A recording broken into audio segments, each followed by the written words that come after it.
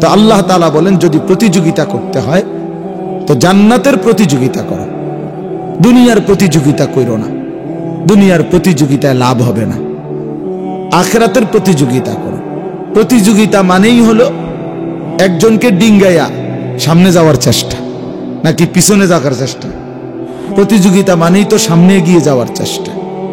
তাহলে আল্লাহ তাআলা এটা বলছে আখিরাতের প্রতিযোগিতা করো, জান্নাতের প্রতিযোগিতা করো, দুনিয়ার প্রতিযোগিতা করো না। তাফসিরে মাআরিফুল কোরআনে মুফতি শফি রাহমাতুল্লাহ আলাইহি লিখছে দুনিয়ার প্রতিযোগিতা করে কোনো লাভ নাই। তিনি বলছেন হে আল্লাহর বান্দা, সর্বোচ্চ মেহনত করে দুনিয়া যদি তুমি জিতেও যাও তাইলেও মরে যাবে, যদি হেরেও যাও তাইলেও মরে যাবে। তো লাভ হলো কি? এত কষ্ট করে আমি জিতলাম আবার আমি মরে গেলাম, তো লাভ হলো কি? এই জন্য দুনিয়া জিতলেও মৃত্যু হয়ে যাবে, দুনিয়া হারলেও মৃত্যু হয়ে যাবে, দুনিয়া ফার্স্ট হইলেও মৃত্যু হয়ে যাবে, দুনিয়া লাস্ট হলেও মৃত্যু হয়ে যাবে। তো লাভ হলো কি? এই জন্য এখানে মেহনত কইরা প্রতিযোগিতা কইরা তেমন কোনো লাভ নেই। বরং যা দুনিয়ায় মিলতো এমনি মিল। এটা একদম সহজ হিসাব, জানেন না আপনারা? দুনিয়া যা মিলবে এগুলো এমনি মিল। কাফের, বেঈমান, হিন্দু, বৌদ্ধ, ইহুদি, খ্রিস্টান, নাস্তিক, মুরতাদ, তারা তো দুনিয়া খুব ভোগ করতেছে। তো তারা পাচ্ছে না এগুলো? তারা কারে দিয়া দোয়া করেছে? কোন হুজুরি দিয়া? তারার বিল্ডিং এ ছাদ ঢালাইয়ের দিন কাফের বেঈমান কোন হুজুর দিয়া ছাদ ঢালাইয়ের দোয়া দিছে? আপনি যে হুজুর দিয়ে করলেন যে একটা হুজুর খাস করে একটা দোয়া দেন, ছাদ ঢালাইয়ের দোয়া, প্রাইভেট কারের দোয়া, মোটরসাইকেলের দোয়া, তারপরে আপনার দোকানের ভিট করছে দোয়া, শোরুম খুলছি নতুন দোয়া, চা দোয়ান দোয়া, মুদি দোয়ানের দোয়া।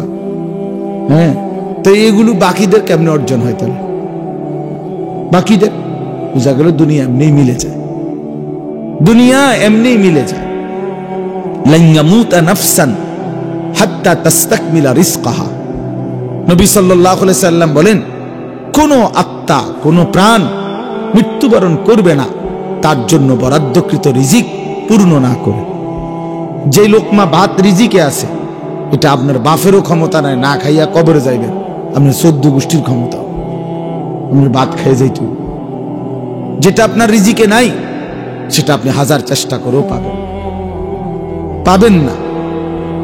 যেটা বরাদ্দ এটা আসবেই, এটা আসবেই, এটা আসবেই।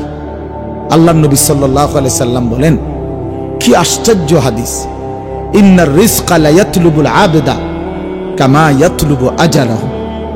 নবী সাল্লাল্লাহু আলাইহি সাল্লাম বলেন কোন মানুষের মৃত্যু যেমন তাকে তালাশ করে নেয়, রিজিক তাকে ওইভাবেই তালাশ করে নেয়। বুঝছেন? মৃত্যু আপনাকে খুঁজে নেয়। আপনি মৃত্যুরে মিস কল দেওয়ার দরকার নাই, ফুল কল দেওয়ার দরকার, টাকাই নষ্ট করার দরকার নাই। হুইয়া তাইন আজরাইল আইসা নিয়ে যাবে আপনার টাইম মতো। ঠিক কিনা বলে? আপনাকে বলতে হবে না। আপনি আইসিইউতে থাকেন আর সিসিইউতে থাকেন, আপনি সিঙ্গাপুরে থাকেন আর থাইল্যান্ডে থাকেন, ব্যাংককে থাকেন আর ইন্ডিয়ায় থাকেন, আপনাকে নিয়ে আসবে। তাহলে আল্লাহ নবী সাল্লাল্লাহু আলাইহি সাল্লাম বলেন মৃত্যু যেভাবে তালাশ করে নিয়ে নেয়, রিজিক মানুষের বরাদ্দকৃত সেটা ওইভাবেই তাকে খুঁজে নেয়, তার কাছে পৌঁছে যায়, তার কাছে পৌঁছে যায়। শুধু শুধু আমরা কারাকারি, কামরা কামড়ি, শুধু শুধু আমরা সত্য মিথ্যা, ন্যায় অন্যায়, হালাল হারাম, জায়েজ না জায়েজ, হ্যাঁ, বৈধ অবৈধ, সুদ ঘুষ, কিস্তি, লোন, আহা কি পরিমাণ এক একজনের এই কয়টা ভাত মাছ চাল ডালের জন্য ব্যস্ততা দেখলে আমার খুব আফসোস লাগে। আহা মুসলমান, কিসের জন্য এই মেহনত? শেষ পর্যন্ত দেখা যায় মেহনত করে অনেকেই কিন্তু পায় ভিন্ন ভিন্ন রকম। বিদেশ যায় বহুত জনে, কামাই সমান না। দোকান দিছে সবাই কিন্তু বেচা কেনা সমান না। তো লাভ হলো কি? আসে এটা তো স্পষ্ট। একই ক্যান্টনমেন্ট, গুমতি টাওয়ার, এখানে সবার বেচা কিনা সমান না। এক জাতীয় দোকানদারদেরও সমান না, সমান। বুঝছেন? এটাই স্বাভাবিক। আপনি দেখেননি এক জাতীয় দোকান, ওষুধের দোকান, ওইখানে যে মার্কেটে যে ওষুধের দোকান, এগুলো ক্যান্টনমেন্ট একসাথে, আমি দেখছি 2-3টা দোকান আছে, 2-3টা দোকান আছে, তার আর দোকানে সারাক্ষণ কাস্টমার, আবার অনেকের দোকানে লোকে নেই, আছে না এমন?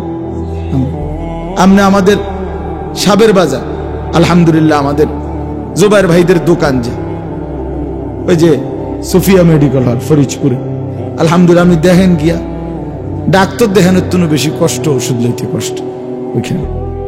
কথার কথা তো আসমানের ফয়সালা, আল্লাহ তাআলা যার জন্য যা বরাদ্দ করছেন খোদার কসম তাই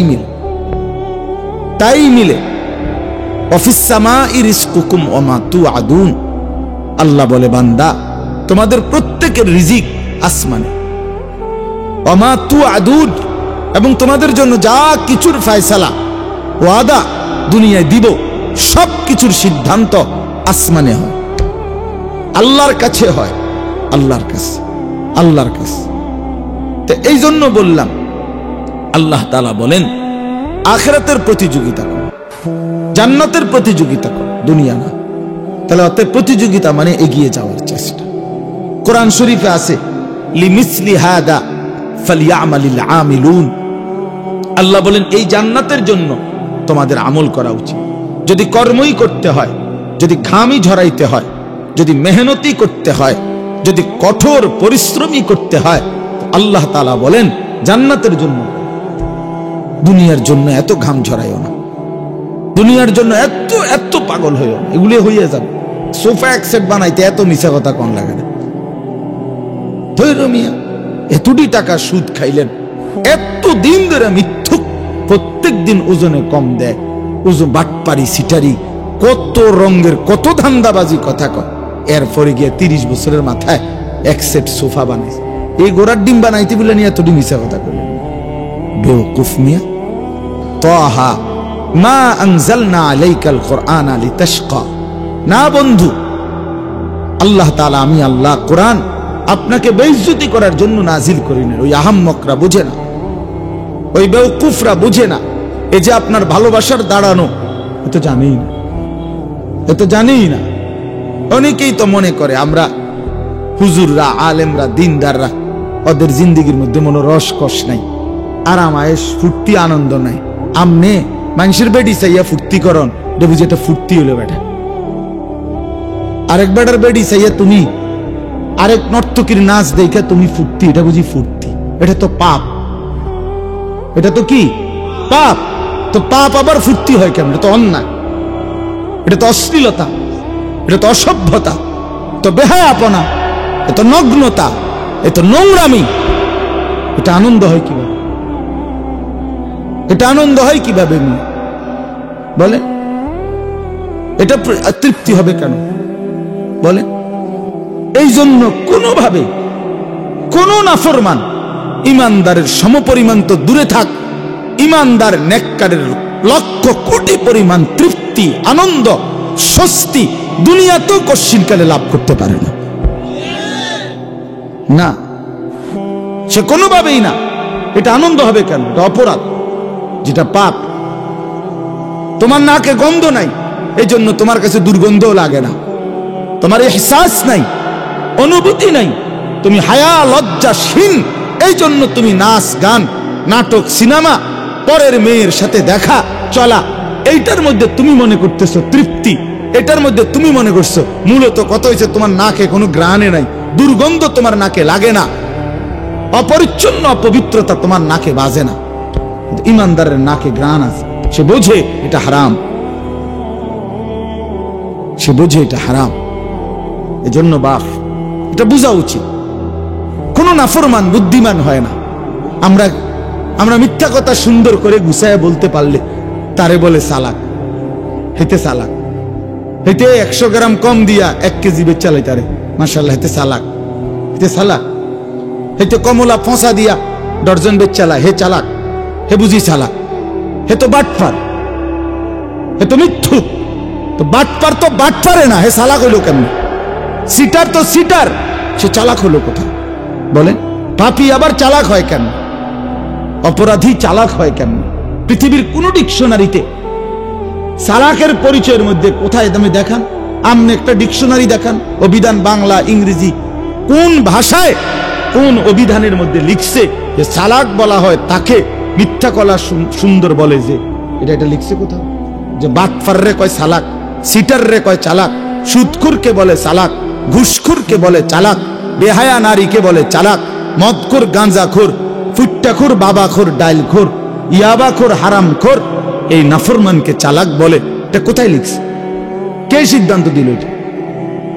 পৃথিবীর সবাই বলবে তাকে বোকা, যে নিজেকে তিলে তিলে ধ্বংস করে দিতেছে, যে নিজেকে শেষ করে দিতেছে।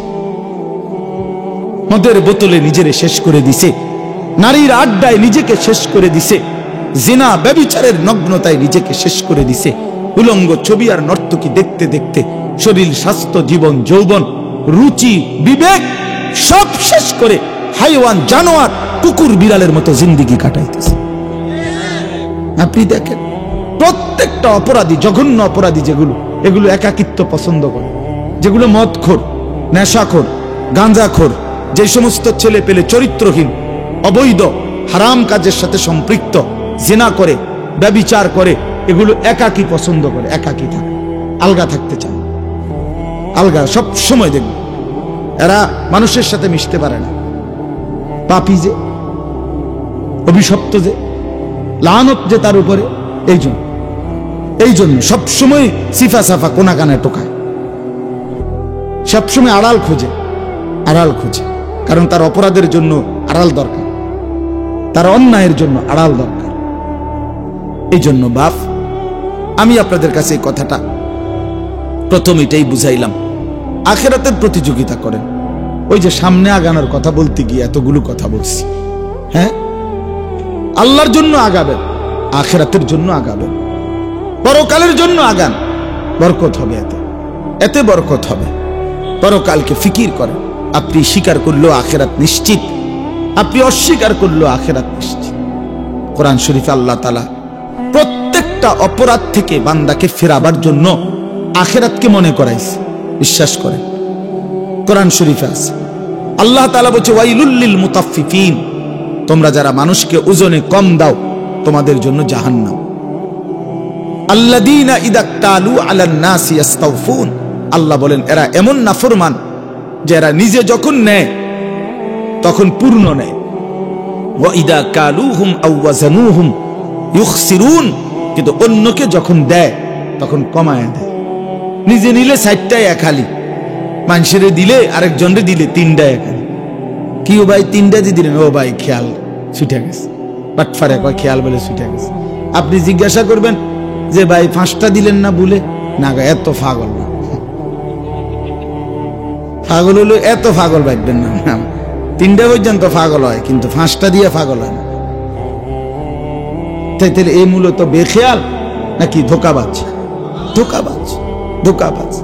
তো আল্লাহ তাআলা বলেন এই যে পাপ মানুষকে প্রতিনিয়ত ঠকায়, প্রতিনিয়ত মানুষকে প্রাপ্য কম দেয়, বান্দার হক ঘাটতি করে, আপন বোনের হক দেয় না, আপন মার হক দেয় না, আপন স্ত্রীর হক দেয় না, আপন ভাইয়ের হক দেয় না, আপন ভাতিজার হক দেয় না, আপন ফুফুর হক দেয় না। কতজন তার কাছে সম্পত্তি পায়, নাফরমান সবটা পারে না, দুনিয়াটা রাক্ষসের মতো গিল্লা খায়। এই যে প্রতিনিয়ত অন্যকে ঠকায় যারা, আল্লাহ বলছে তাদের জন্য জাহান্নাম, জাহান্নাম। তো এরপরে আল্লাহ একটা কথা বলছে আশ্চর্য, খেয়াল করে শুনেন। আল্লাহ তাআলা বলেন আলা ইয়াযুন্নু উলাইকা আন্নাহুম মাবউসুন, এই বান্দা এমন নাফরমানি যে করছো, তুমি কি ভেবেছো তুমি কি হাসরের ময়দানে আল্লাহ পাকের সামনে দাঁড়াইবা না? কামটা করতেছো কি? একজন মানুষ মুসলমান পরিচয় দিয়ে এত মিথ্যা কথা যে বলতেছো, এতবার মাসের পর মাস, বছরের পর বছর যে অন্যায় করছো, পাপ করতেছো, হারাম করতেছো, ঘটনাটা কি বান্দা? আলা ইয়াযুন্নু, আর সে কি ভাবতেছে না উলাইকা আন্নাহুম মাবউসুন, তাদেরকে হাসরের ময়দানে উঠানো হবে, আমি আল্লাহর মুখোমুখি হইতে হবে। এটা কি কোনোই পাত্তা দিচ্ছ না? এই আল্লাহ তাআলা আখিরাত মনে করে বান্দা এইভাবে। আমরাও কথায় কথা খেয়াল করে দেখেন, আমরা নিজেরা অনেক সময় মানুষ মনের কষ্টে কারো বাটপারি অন্যায় দেখতে দেখতে মানুষ যখন কষ্ট পায়, খুব তখন মানুষের মনের দুঃখে কয়, কিরে তুই মরতি না রে? বলে কি না, আরে তুই কি মরতি না? তুই কি কবরে যাইতি না রে? তোর কি হাসন নাই? তুই এত শক্ত এইভাবে পাষাণ হইলি কেমনে? তাহলে আল্লাহ এখানে বলছে, আলা ইয়াযুন্নু উলাইকা আন্নাহুম মাবউসুন। বান্দা কি করছো এটা? তুমি কি হাসরের ময়দানে দাঁড়াবা না? তুমি কি আখিরাতে দাঁড়াইবা না বান্দা? এটা কি করছো? আপনার আরেকটা আয়াত শুনাই, সূরা মুজাম্মিলের একটা আয়াত আছে, পুরা কোরআনের সবচেয়ে বেশি যেই আয়াত আমি ব্যক্তিগতভাবে সবচেয়ে বেশি ভয় পাই কোরআন শরীফের যেই আয়াতটা, এটা হলো সূরা মুজাম্মিলের একটা আয়াত। আমার মাদ্রাসায় প্রত্যেক দিন জোহরের নামাজের পরে এই সূরা পাঠ করে, তেলাওয়াত। এটা স্বাভাবিক একটা আমল মাদ্রাসায়, প্রত্যেক দিন জোহরের নামাজের পরে আমলের পরে সূরা মুজাম্মিল পড়া হয়। এই সূরা মুজাম্মিলের মধ্যে একটা আয়াত আছে, আপনি মনোযোগ দিয়ে শুনেন। আল্লাহ বলতেছে, আল্লাহ তাআলা বলছে, ফাকাইফা তাত্তাকুনা ইন কাফারতুম ইয়াওমান ইয়াজআলুল বিলদানা শিবা। এই কথাইটা আল্লাহ ডাক দিচ্ছে আমাদেরকে, এই বান্দা, এই যে নাফরমানি করছো, এই বান্দা তুমি যে এইভাবে নাফরমানি করছো, সেই দিন হাসরের দিন তুমি কেমনে বাঁচবা যেই দিনের একদিনের পেরেশানি কোলের বাচ্চা বুড়া বানায় ফেলবে। ফাকাইফা তাত্তাকুনা ইন কাফারতুম। আরে করছোটা কি বান্দা? এক মুসলমান এত মিথ্যা কথা বলে, এক মুসলমান এত চুরি করে, এক মুসলমান এত দুর্নীতি করে, এক মুসলমান এত অন্যায় করে, এত সুদ খায়, এত কিস্তি, এত হারাম। একজন মুসলিম মেয়ে, একজন মুসলিম নারী এত বেপরদা হয়, এত অসভ্য হয়, এত চরিত্রহীন হয়। আল্লাহ বলছে, বান্দা, এই পুরুষ নারী, আরে কামড়া করতেছো কি? ফাকাইফা তাত্তাকুনা ইন কাফারতুম। তোমরা যেভাবে নাফরমানি করছো, সেই হাসরের দিন কেমনে বাঁচবা? কিভাবে বাঁচবা বলো না? ইয়াওমান ইয়াজআলুল বিলদানা শিবা। যেই দিনের পেরেশানি, একদিনের অস্থিরতা কোলের বাচ্চা বুড়া বানায় ফেল, বুড়া বানায় ফেল। আমি এটা শুনলে আমার কাঁপ ছুটে শরীরে। হায় মালিক, কি বললেন, কি বললেন? আল্লাহ তাআলা বললেন কি, ইয়াওয়াদ্দুল মুজরিমু লাউ ইফতাদি মিন আযাবি ইয়াউমিইদিন বিবানি ওয়া সাহিবাতিহি ওয়া আখি ওয়া ফাসিলাতিহি আল্লাতী তু'বি ওয়া মান ফিল আরদি জামিআ সুম্মা ইউনজি। আল্লাহ বলেন, প্রতিটা নাফরমান পাপী, মুজরিম, পাপী সেদিন হাসরের দিন আল্লাহকে বলবে, আল্লাহ আজকে আপনি আমার সন্তানদেরকে জাহান্নামে দিয়ে দেন, আমার স্ত্রীকে জাহান্নামে দিয়ে দেন, আমার ভাই বোনদেরকে জাহান্নামে দিয়ে দেন, আমার পরিবার বংশের মানুষগুলোকে জাহান্নামে দিয়ে দেন, গোটা পৃথিবীর সমস্ত মানুষকে জাহান্নামে দিয়ে দেন, বিনিময়ে শুধু আমাকে বাঁচায় দেন। বাপ, এটা বুঝতে চেষ্টা করে, হায়াত মূলত আখিরাত। এই দুনিয়া এটা মূলত কোনো জীবন না, এটা কোনো হায়াতে না। আল্লাহ এটাকে হায়াত বলে নাই মিয়া। আল্লাহ বলছে লাহবুন ওয়া লাইব। আল্লাহ বলছেন এটা শুধুই তামাশা, শুধুই খেলাধুলা, এটা ঘটি বাটি। ছোটবেলার বাচ্চা কালে আমরা মালা ঠোলা নিয়ে ঘর বানাইছি, হ্যাঁ, ছোট ছোট গাছ কাইটা, এরপরে কলা গাছের ডাগা কাইটা, হ্যাঁ, এগুলা দিয়ে দিয়ে কাইটা, কচুরি ফানা কাইটা, এরপরে দিয়া কচু গাছের কাইটা, পাতা ডাল কাইটা ছোট ছোট ঘর বানাইছি, ঢাকনা দিছি, ছোট ছোট বাটি দিয়া রান্না বান্না করছি, খাইয়া এরপর কাজ্যও লাগছে, এই তুই আমার ঘর ভাঙ্গা লাইলা, তো ওদিক দিয়ে বানাও তোমার ঘর, এদিক দিয়ে, এইভাবে কত কিছু গেছে। সারা দিন সন্ধ্যা হইতে দেরি, সব নিজের হাতে পুরা মাইরা দিয়া ফেলায় দিয়া আপন ঘরে ফিরে গেছে। বুঝাইছে এগুলো আমার ঘর না, এগুলো তামাশা, এগুলা কি খেলাধুলা, খেলাধুলা। মূলত ওই ঘর যেটা আমগো, ওইটা আমগো ঘর। তা আল্লাহ তাআলা বলে, বান্দা, দুনিয়া এটা তামাশা, এটা খেলাধুলা, ঘর আখিরাত। ওয়া ইন্না দারাল আখিরাতা লাহিয়াল হায়াওয়ান। আল্লাহ বলেন আখিরাতের ঘর সেটাই কেবল জীবন, সেটাই বেঁচে থাকা হায়াত। প্রিয় বন্ধু আমার, বাপ আমার, আপনি ইনসাফের সাথে ভেবে দেখেন, 24 ঘন্টা যেই জীবনের সাথে মৃত্যু লেগে আছে, মৃত্যু আমারে তাড়া করে, মৃত্যু আমারে তাড়ায় বেড়ায় সারাক্ষণ। আমি আপনি চলতে ফিরতে উঠতে বসতে মৃত্যুর কথা মনে হয়, না জানি মরে যাই, না জানি মরে যাই, না জানি মরে যাই। বাস চলতেছে অ্যাক্সিডেন্ট হয়ে যায়, গাড়ি চলতেছে অ্যাক্সিডেন্ট হয়ে যায়, বাহিরে আসি পরিবারে নি কোনো বিপদ হয়ে যায়, পরিবারে আসি দোকানে নি কোনো বিপদ হয়ে যায়। সারাক্ষণ মৃত্যু পেরেশানি যাকে তাড়া করে, যার কাঁধে ভর করে থাকে, সেটা আবার জীবন কি? আসলে দেখেন চিন্তা করে, কিন্তু আখেরাত ওইটাই হায়াত। কেন কেন হায়াত ওইটা? এই কারণে হায়াত ওইটা শুধুই শুরু হবে জীবন, আর কোনোদিন শেষ হবে না, আর কোনোদিন শেষ হবে না। আখেরাত শুধু শুরু হবে। আখেরাতের সুখ চিরস্থায়ী, আখেরাতের দুঃখ চিরস্থায়ী। জান্নাত এটাও চিরস্থায়ী, জাহান্নাম এটাও চিরস্থায়ী। আখেরাতে হাসলে আর কোনোদিন কাঁদতে হবে না, আখেরাতে কাঁদলে খোদার কসম আর কোনোদিন হাসতে পারবেন না, আর কোনোদিন না। ওই হাসি স্থায়ী, ওই কান্নাও স্থায়ী। এজন্য ওইটাই জীবন। আরো প্রমাণ দেখায় কোরআন শরীফ থেকে, আরো বলি দেখেন, আল্লাহ তাআলা বলছেন হাসরের ময়দানে, আমার শায়েখ থেকে আমি শুনছি এটা, আমার শায়েখ আরিফ বিল্লাহ আল্লামা মুফতি মুশতাকুন নবী কাসিম, তো হুজুরের থেকে এটা আমি নিজে হুজুর কোরআন শরীফ থেকে বুঝাই দিছে যে দেখেন, হাসরের ময়দানে জাহান্নামী যখন পাপী ব্যক্তি জাহান্নামকে দেখবে, সবাই দেখবে, তো পাপী ব্যক্তি জাহান্নামকে দেখে একটা আফসোস করবে আর বলবে, ইয়াকুলু ইয়া লাইতানি কদ্দামতু লিহায়াতি। এই দেখেন এর কি কইছে, কদ্দামতু লিহায়াতি, এ আমার হায়াতের জন্য আমি যদি, আহা আফসোস, মন্দ কপাল, আমি যদি আমার হায়াতের জন্য, আমি যদি আমার জীবনের জন্য দুনিয়া থেকে কিছু পাঠাইতাম। তাহলে এই লিহায়াতি কোনটাই না, এটা আখিরাত। আখিরাত আমি যদি আমার এই হায়াতের জন্য ওই দুনিয়া থেকে কিছু পাঠাইতাম, তার মানে মূলত হায়াত এটা কোনটা? আখিরাত। হায়াত কোনটা বলেন না বাপ, কোনটা? আখিরাত। আজ না নিজে বুঝলেন, না ছেলেরে বুঝাইলেন, না নিজে বুঝলেন, না ছেলেরে বুঝাইলেন। কেমনে বঞ্চিত করলেন?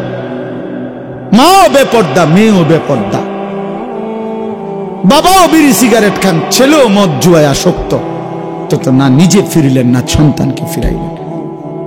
নিজেও 5 ওয়াক্ত নামাজ পড়েন না, সন্তানকেও 5 ওয়াক্ত নামাজ পড়েন না। হায় মুসলমান, এরম বেকুব কেমনে হইলেন? এত আহাম্মক কেমনে হইলেন? মুসলমান এত গাফেল কিভাবে হইলেন?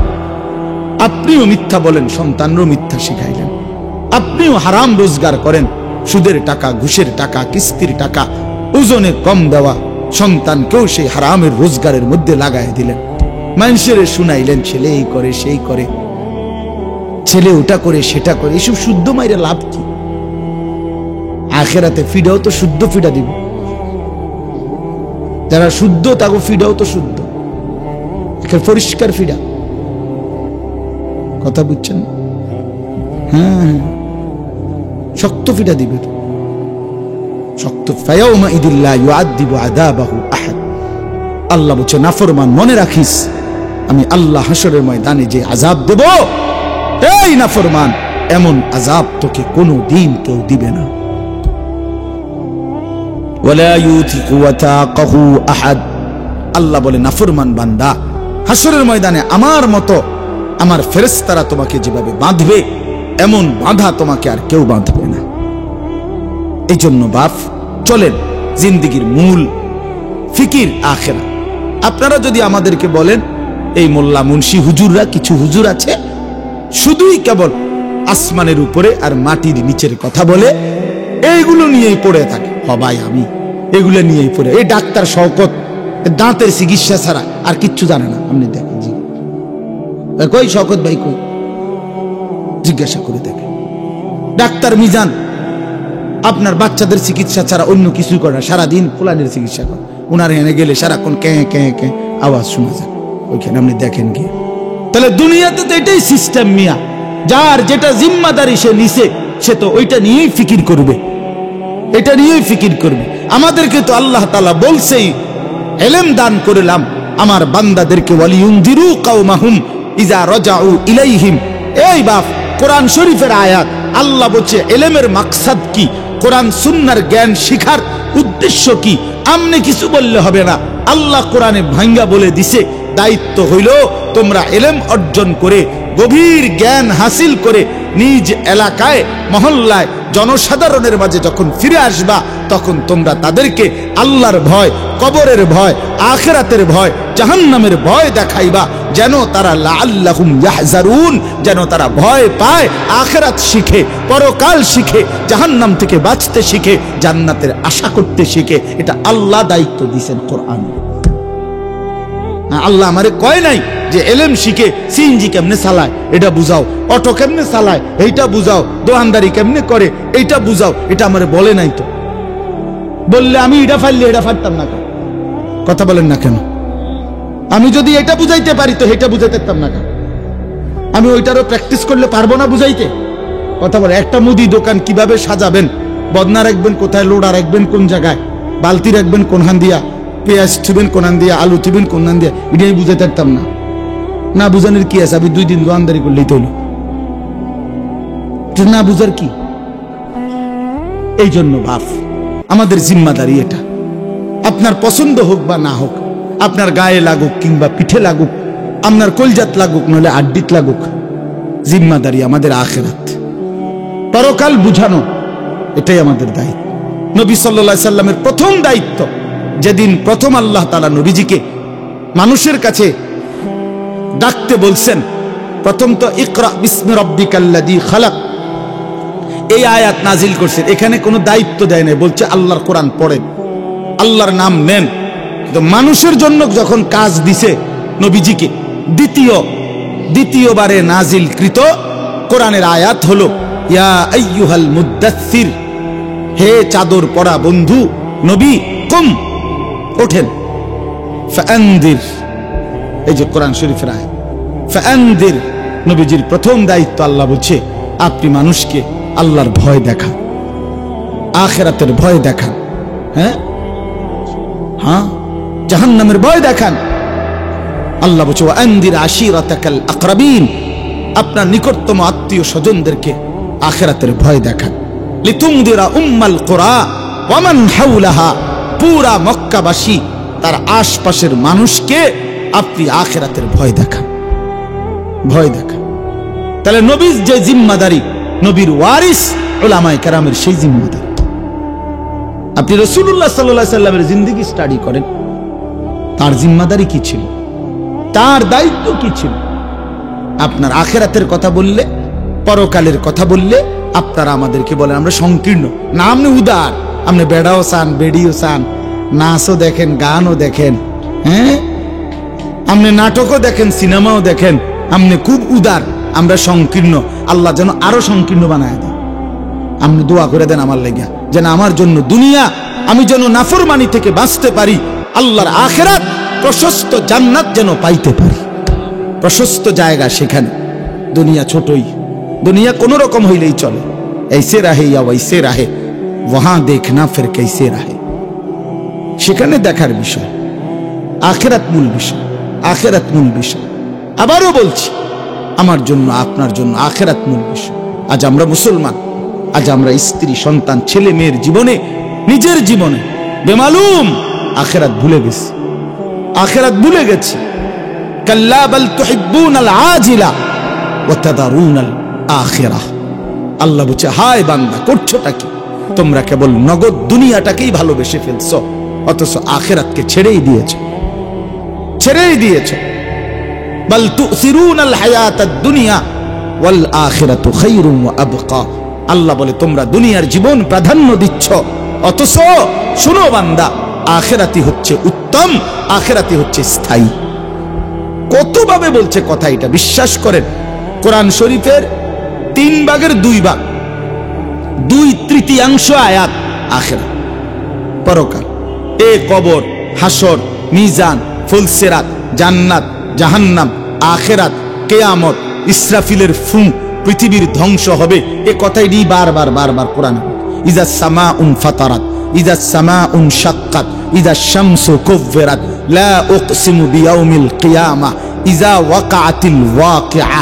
আল্লাহ তাআলা বলেন ফাইদা বারিকাল বাসার, ইন্না জালজালাতাস সাআতি শাইউন আযীম, আম্মা ইয়াতাসাআলুন, হাল আতাকা হাদিসুল গাশিয়া, আল হাক্কাতু মাল হাক্কা, আল কারিআতু মাল কারিআ, ইজা জুলজিলাতিল আরদু জিলজালাহা, আলহাকুমুত তাকাসুর হাত্তা যুরতুমুল মাকাবির। সব এক কথা, আখিরাত সব কি?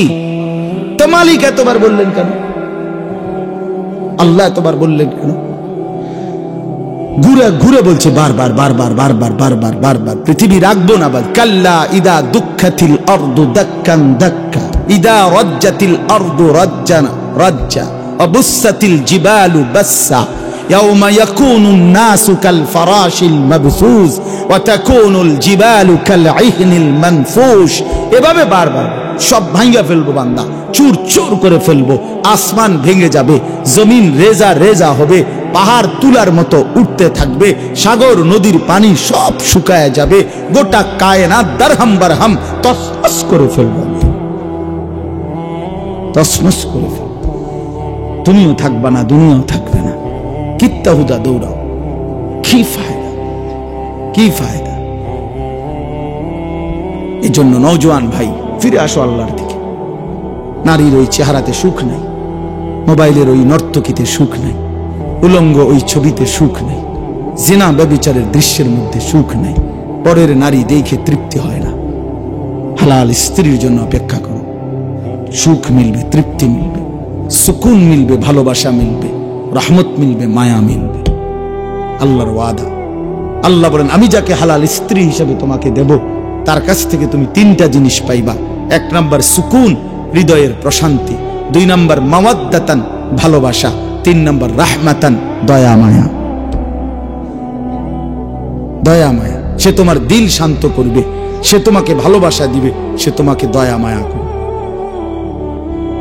সুখের সময় মায়া করবে, দুঃখ পেরেশানি মুসিবতে অ্যাক্সিডেন্টে দুর্ঘটনায় দয়া মায়া করবে। হ্যাঁ, এই জন্য বাপ আমরা এটা ফিকির করা উচিত। আমাদের নওজোয়ানদেরকে ফেরান, আপনাদের ছেলেদের প্রতি নজর দেন, আপনাদের মেয়েদের প্রতি নজর দেন।